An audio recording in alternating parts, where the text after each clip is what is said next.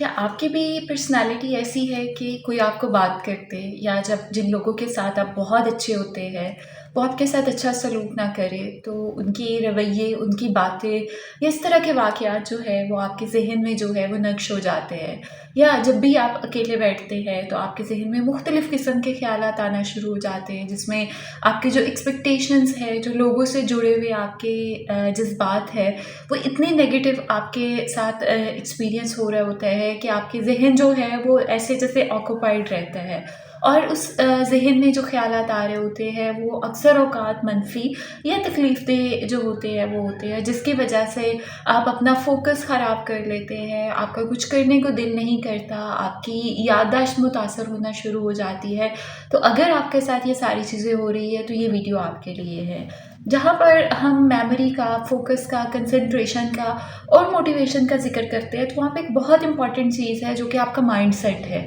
जो कि आपकी सोचें है, जो आपके सोचने के अंदाज़ है। ये वो मेजर चीज़ होती है जो हमारी डेस्टिनेशन को जो है वो कहीं न कहीं उसके साथ लिंक कर रही होती है या उसकी तरफ हमें लेकर जा रही होती है। तो वो लोग जो जल्दी परेशान हो जाते हैं, वो लोग जो ज़्यादा हसास होते हैं, वो लोग जो बहुत ज़्यादा सोचते हैं, उनके लिए आगे बढ़ना मुश्किल हो जाता है।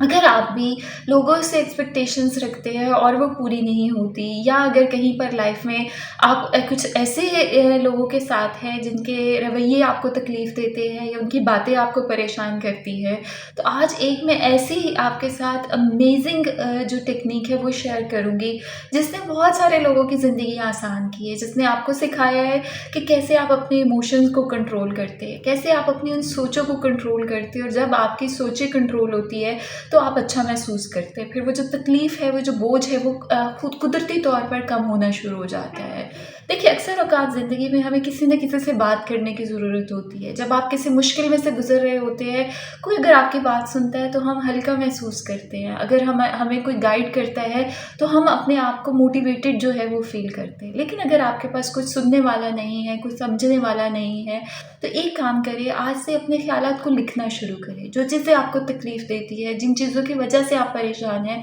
उनको लिखना शुरू करें। जब आप लिखते हैं तो आप अपने इमोशंस को एक्सप्रेस कर देते हैं, आप अपने ख़यालात को एक्सप्रेस कर देते हैं, जिसकी वजह से आप थोड़े दिनों के बाद अगर वही ख़यालात दोबारा पढ़ेंगे तो आपको खुद महसूस होगा कि जो उस टाइम उनकी शिद्दत है वो बाद में नहीं आप महसूस करते। तो इसलिए एक्सप्रेस करना शुरू करें, शेयर करना शुरू करें, ताकि आप अपने इन ख़यालात से छुटकारा पाएँ। और जब आप अपने इन इमोशनल या पेनफुल थॉट से निकलते हैं तो आप खुद महसूस करेंगे कि आपके अंदर कॉन्फिडेंस आएगा, आपको चीज़ें अच्छी लगेगी, आपका लाइफ में जो है वो दिल लगेगा। तो अपनी खुशी के लिए, अपने कॉन्फिडेंस के लिए, अपनी बेहतर लाइफ के लिए अपने आप को कंट्रोल करें, अपने इमोशंस को कंट्रोल करें, ताकि आप एक बेहतर और एक अच्छी ज़िंदगी जो है वो गुजार सकें। Thank you so much for watching this video.